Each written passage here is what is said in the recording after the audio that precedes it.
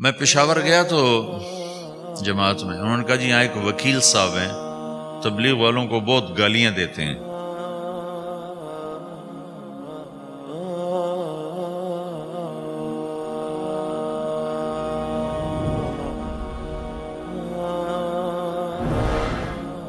میں پشاور گیا تو جماعت میں انہوں نے کہا جی یہاں ایک وکیل صاحب ہیں، تبلیغ والوں کو بہت گالیاں دیتے ہیں۔ شکل دیکھتے ہی گالیاں دینا شروع کرتے ہیں۔ آپ کے علاقے کے؟ آپ کے علاقے کے؟ میں نے کہا اچھا ملاؤ۔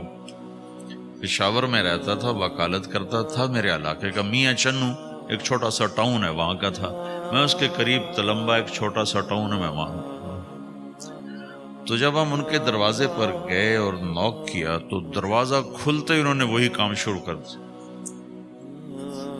دیکھتے ہی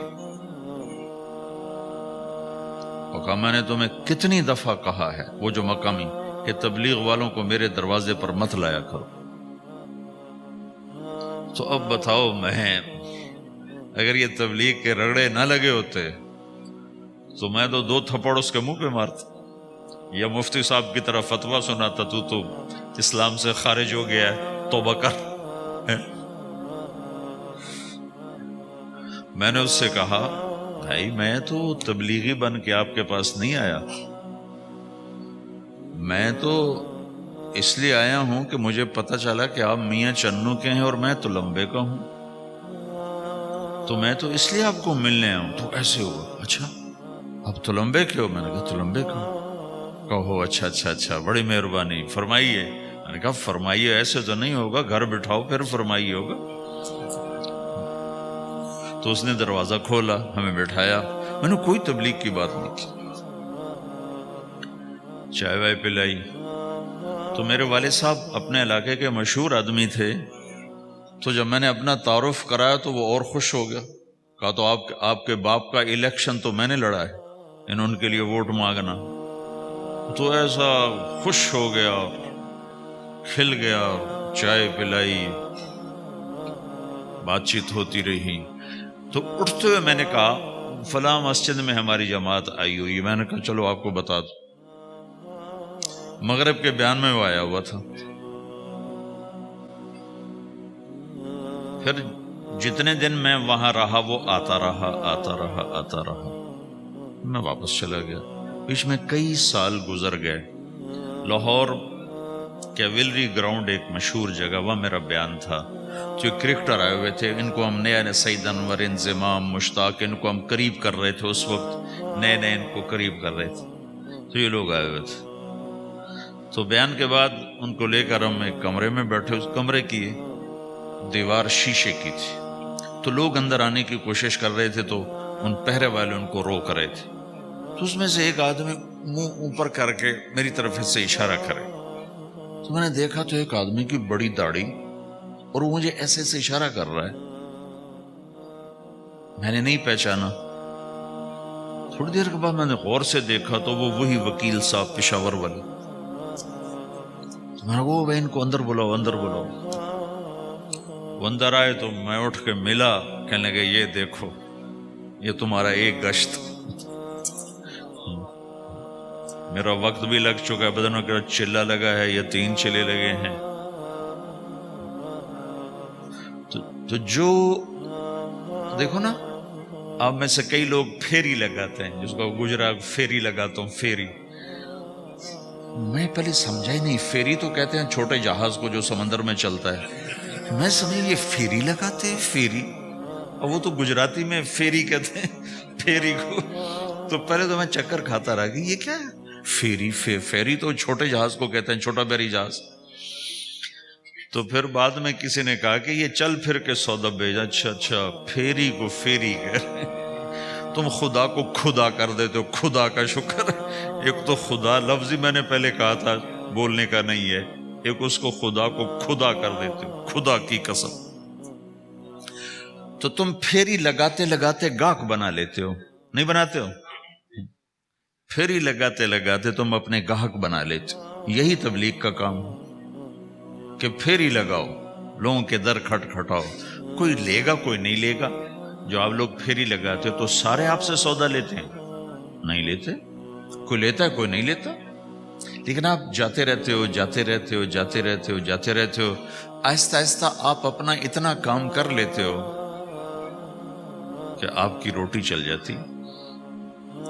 تو سارے نبیوں نے پھیرا لگایا, کوئی نبی گھر نہیں بیٹھا کہ میرے پاس کوئی آئے گا تو اسے سکھاؤں گا. ہر نبی نے پھیرا لگایا. اور داؤد علیہ السلام نے ایک دفعہ یہ کیا, ایک بڑا عبادت خانہ بنایا اور اس کی دیواریں اونچی کر دی, اتنی اونچی کہ اندر کوئی جا نہ سکے. اور یہ طے کیا کہ ہفتے میں ایک دن میں کسی سے نہیں ملوں گا, صرف اللہ اللہ کروں گا, ہفتے میں ایک دن. تو وہ پہلا دن تھا, اندر سے تالا لگا دیا اور خود اندر بیٹھ گئے. اور پہلا دن ہے کہ میں آج کسی سے نہیں ملوں گا. تو میرے رب کو یہ بات پسند نہیں آئی کہ نبی کا کام کٹ کے بیٹھنا نہیں ہے, لوگوں میں جانا ہے. تو اللہ تعالیٰ نے انسانی شکل میں 2 فرشتے اندر اتار دیے. اذ تصور المحراب ففزع منهم قال لا تخف خصمان بغى بعضنا على بعض فاحكم بيننا.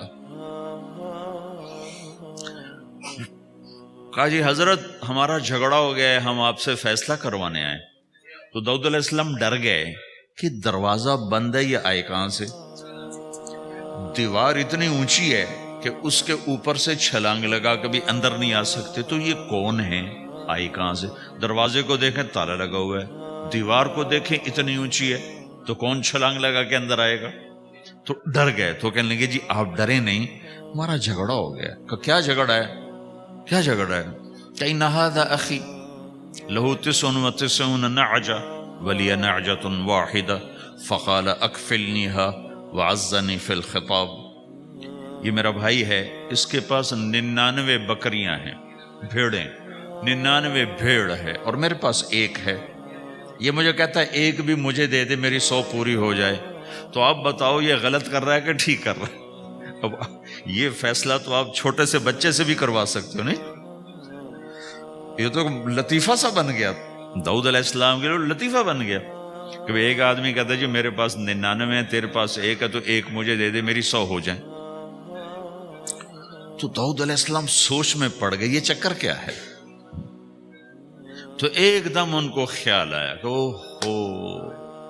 جیسے میرے رب نے مجھے پیغام بھیجا ہے کہ داؤد تجھے بندوں کو دعوت دینے کے لیے بھیجا ہے, مصلی پر بیٹھنے کے لیے نہیں بھیجا.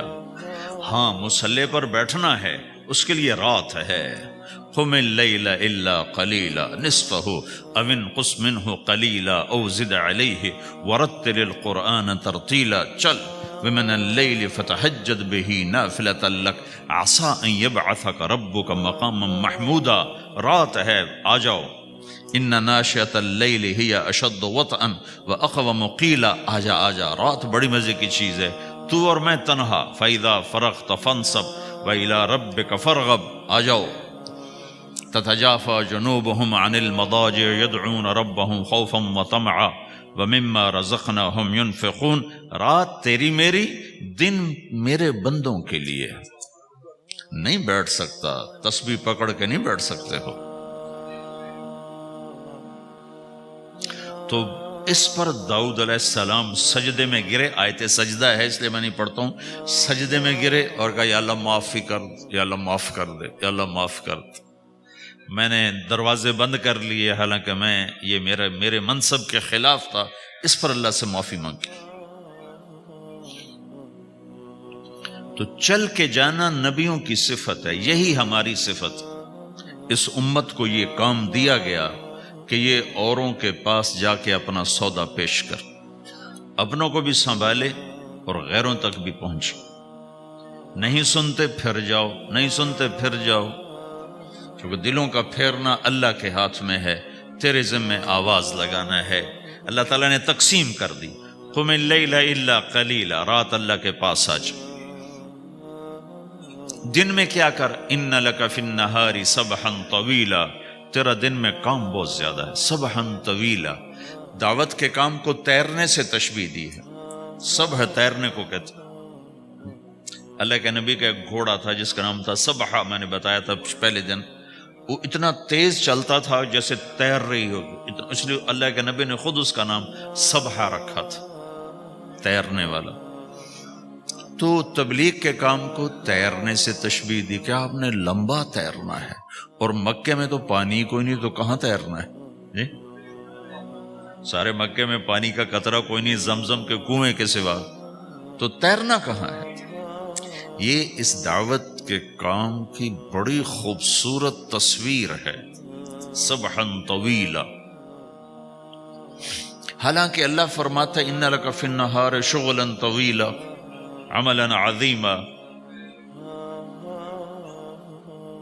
جہدا طویلا، لیکن سبحا طویلا، جو آدمی چل رہا ہوتا ہے اگر وہ بیٹھ جائے تو کوئی نقصان تو کوئی نہیں، گاڑی چلا رہا ہے کہیں گاڑی روک لے تو کوئی نقصان تو کوئی نہیں، تھوڑی دیر سے پہنچ جائے گا، کہیں گاڑی کھڑی کر کے کافی پینے لگ گیا تو کوئی مسئلہ تو کوئی نہیں ہے، آدھا گھنٹہ دیر سے گھر پہنچ جائے گا۔ تیرنے والا پانی میں اتر گیا، اب یہ رک سکتا ہے؟ کیوں بھائی؟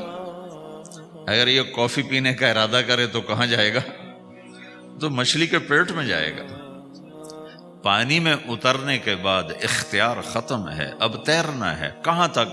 دوسرا کنارہ جب تک ہاتھ میں نہیں آتا تیرنا ہے، سبحا طویلا، جب تک آخرت کا کنارہ ہاتھ میں نہیں آتا۔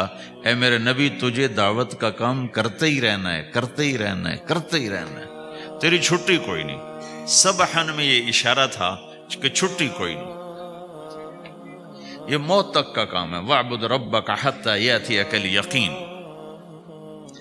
ہائے ہائے، جب یہ آیت اتری یا ایھا المدثر قم فانذر وربک فکبر، اے میرے محبوب اٹھ جا، اٹھ جا، میرا پیغام سنا، تو لیٹا ہوا ہے۔ تو اس پر آپ نے کہا خدیجہ انقطع ایام النوم والراحہ، میرے آرام کے دن چلے گئے، میرے سونے کے دن چلے گئے، میرے رب نے مجھے کہا ہے اٹھ جا اور میرا پیغام سنا۔ تو اس وقت تو کوئی جاننے والا نہیں تھا، تو پہلے آپ چپ کے بات فرما رہے تھے، پھر اللہ نے کہا کھل کے کہہ، تو پھر آپ نے کہا میں خدیجہ میں کس کو کہوں، میری کون سنے گا، من ادعو من یستجیب۔ تو حضرت خدیجہ نے عرض کی یا رسول اللہ آپ دعوت دینے میں پہل کریں، میں لبیک کہنے میں پہل کرتی ہوں۔ تو بھائیو، دعوت ہمارا سرمایہ ہے، دعوت سے ایمان بنتا ہے، ایمان سے عمل بنتا ہے۔